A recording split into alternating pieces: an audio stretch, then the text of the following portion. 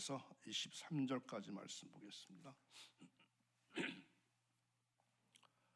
누가복음 9장 18절에서 23절입니다.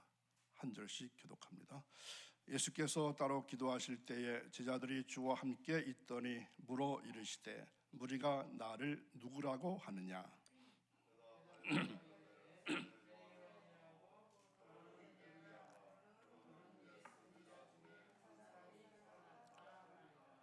예수께서 이르시되 너희는 나를 누구라 하느냐? 베드로가 대답하여 이르되 하나님의 그리스도시니이다 하니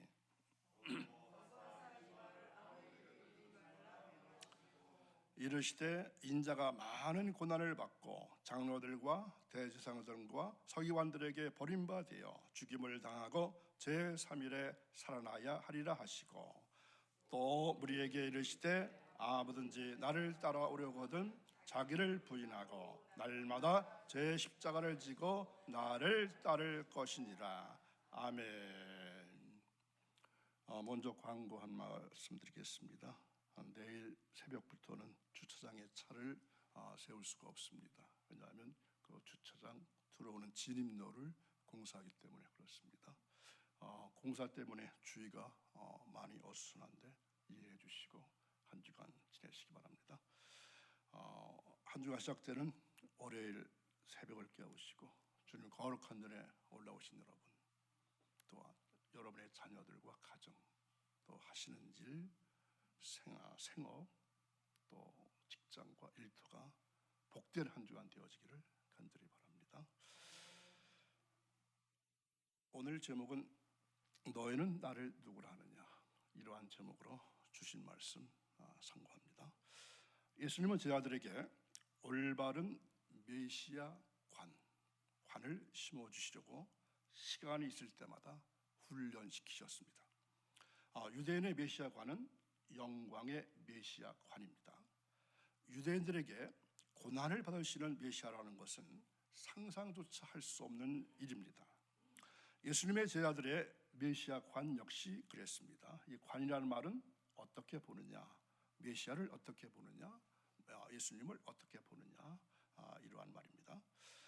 다만 다른 유대인들과 달랐던 것은 그들은 예수님을 자신의 메시아인 줄 믿고 따랐지만 그러나 십자가를 지시고 죽으실 고난의 메시아라서가 아니라 장차 예루살렘에 올라가서 왕으로 등극하실 영광의 메시아로 믿고 따랐던 것입니다.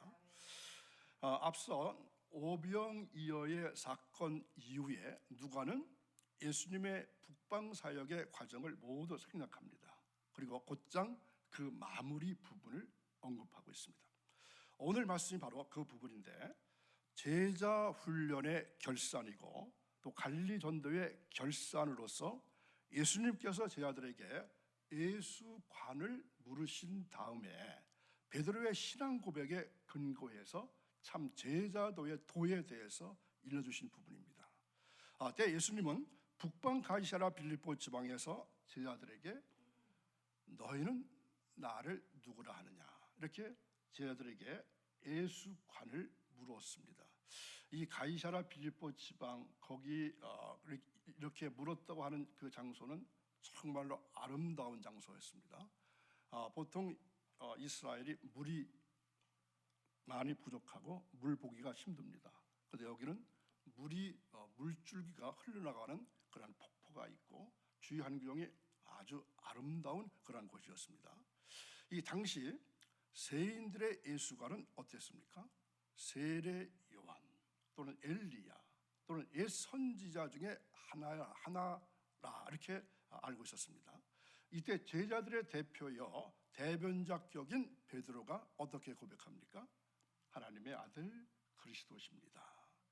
이 말은 하나님께서 보내신 그리스도, 곧 구원의 메시아, 이러한 뜻으로 아주 올바른 대답이었습니다. 마태복음에서는 좀 더 상세하게 이렇게 말하죠. 주는 그리스도시요 살아계신 하나님의 아들이십니다. 이렇게 기록되어 있습니다. 예수님께서 따로 기도하실 때에 제자들이 주님과 함께 있었다고 했습니다. 예수님은 제자들로부터 신앙 고백을 들으시기 위해서 먼저 이렇게 질문합니다. 무리가 나를 누구라 하느냐? 사실은즉 예수님은 세상 사람들이 자기를 누구로 알고 있건 그런 일에는 별로 관심을 갖지 아니하셨습니다. 이처럼 묻게 된 이유가 무엇일까요? 제자들의 대답이 세상 사람들과 어떻게 다른 것인가, 여기에 대해서 제자들 자신이 알도록 하기 위해서 이처럼 이런 질문을 하셨습니다. 이런 주님의 질문에 제자들은 세간에서 퍼지고 있는 예수님에 관한 평판을 세 가지로 줄여서 말씀드렸습니다. 자, 첫 번째는 누구라 그랬습니까? 더러는 세례 요한이라고 말하 있다, 이렇게 말합니다. 세례 요한은 예수님보다 빨리 공생에 들어갔기 때문에 세례 요한이 하나님의 선지자로서 유대인들에게 널리 알려져 있었습니다. 그런 세례 요한이 헤롯 왕에 의해서 죽음을 당한 후에 통분해하다가 이어 예수님의 권능 행하심과 그리고 권위 있는 말씀 선포로 인해서 많은 사람들에게 죽은 세례 요한이 살아나는 것이란 소문이 퍼지게 된 것입니다. 이 말이 모든 사람들에게 잘 먹혀 들어갔습니다. 헤롯 왕도 그런 생각을 가지고 있었습니다. 그리고 두 번째는 더러는 엘리야라고 말합니다. 엘리야란 아방 시대 선지자 엘리야를 가리키는 것이 아닙니다. 이 말씀 꼭 구분하셔야 합니다. 유대인들은 메시아가 오시기 전 엘리야가 먼저 나타날 것으로 알고 있었습니다. 이 엘리야에 대한 예언은 어디에 있을까요? 구약성경 끝부분인 말라기에 있습니다. 말라기 4장 5절에 보면은 이러한 예언이 있습니다. 함께 있습니다. 보라, 여호와의 크고 두려운 날이 이르기 전에 내가 선지자 엘리야를 너희에게 보내리니. 아멘. 많은 유대인들은 예수님을 메시아라고는 생각하지 아니하고 지금 예언했던 엘리야로 생각하게 됩니다. 그 이유는 예수님은 영광의 몸으로 오신 분이 아니셨기 때문입니다. 그리고 세 번째는 더러는 옛 선지자 중에 한 사람이라고 말합니다. 이렇게 대답하죠. 이 말은 옛날에 등장했던 하나님의 선지자와 같은 그런 선지자의 사명을 가지신 분이 아니겠는가, 이런 관점에서 나온 말입니다. 이처럼 유대인들이 알고 있는 예수님의 관점은 대단히 다양하고 잘못되어 있었습니다. 그러면 예수님은 이제 본론으로 들어가시기 위해서 그 사람들 말고, 다른 무리들 말고, 다른 사람들 말고 너희는 나를 누구라고 하느냐, 이렇게 구체적으로 물으십니다. 예수님이 알고 싶어 하신 것은 제자들이 입에서 나올 그들의 대답이었습니다. 그들 중에 먼저 베드로가 이렇게 고백하죠. 하나님의 그리스도십니다. 그리스도라고 하는 말은 여러분 아십니까? 히브리어 말 메시아라고 하는 말을 번역한 것입니다. 그리스도, 메시아는 똑같은 말입니다. 어떤 뜻이죠? 기름 부음을 받은 자. 그리스도, 메시아, 기름 부음을 받은 자. 예수님을 그리스도라 부르는 것은 왕으로서의 기름 부음을 의미합니다.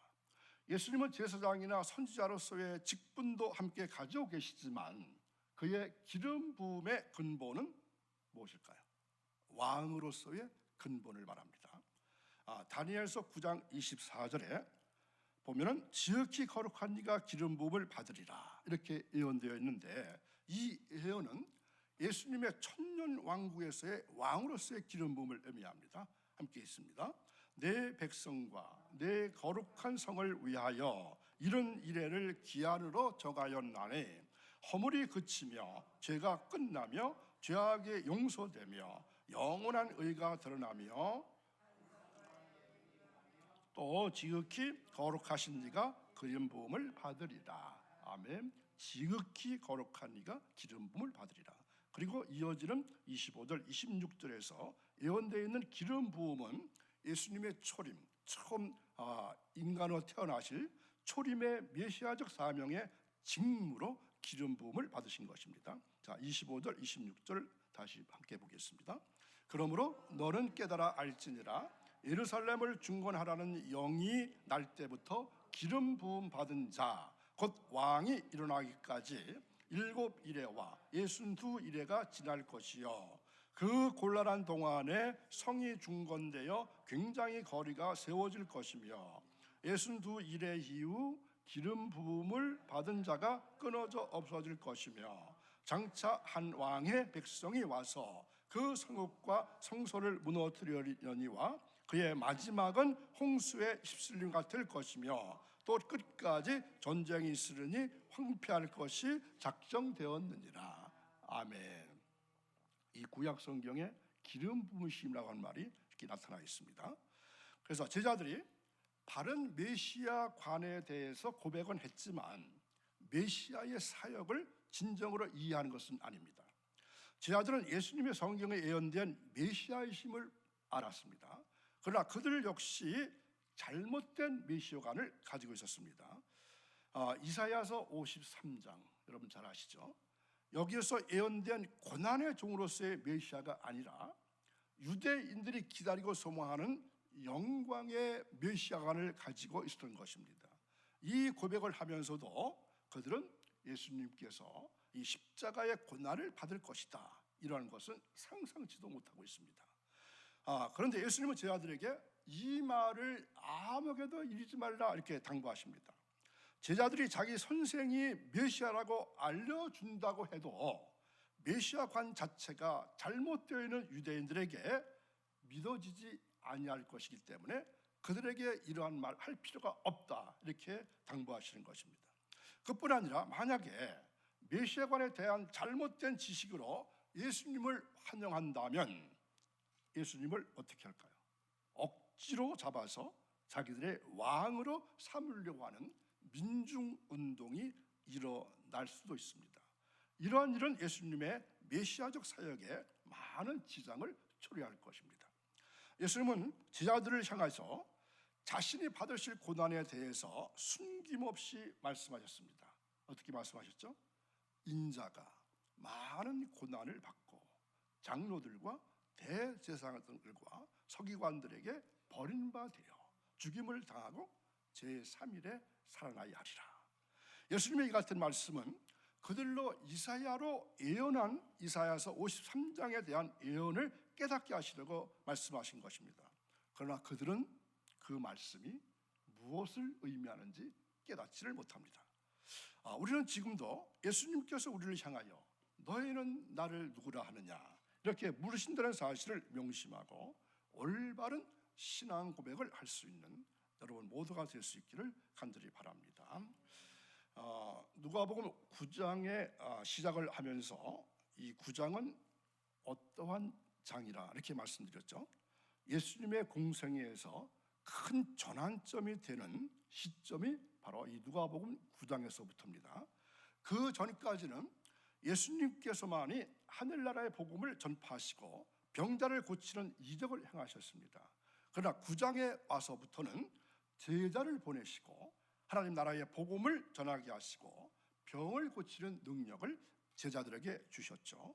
그래서 9장에 와서 주님은 처음으로 이 자신의 고난과 십자가 죽음에 대해서 언급하시고 51절에서는 어떤 말씀이 있습니까? 이 땅에 오셨던 궁극적인 목적을 이루기 위해서 예루살렘을 향해 가시는 말씀이 나타나 있습니다. 그러니까 오늘 참으로 중요한 말씀이 한 군데 있습니다. 23절을 보시기 바랍니다. 또 무리에게 이르시되 아무든지 나를 따라오려거든 자기를 부인하고 날마다 제 십자가를 지고 나를 따를 것이니라. 자, 여기에 명령이 세 가지가 있습니다. 뭐가 있을까요?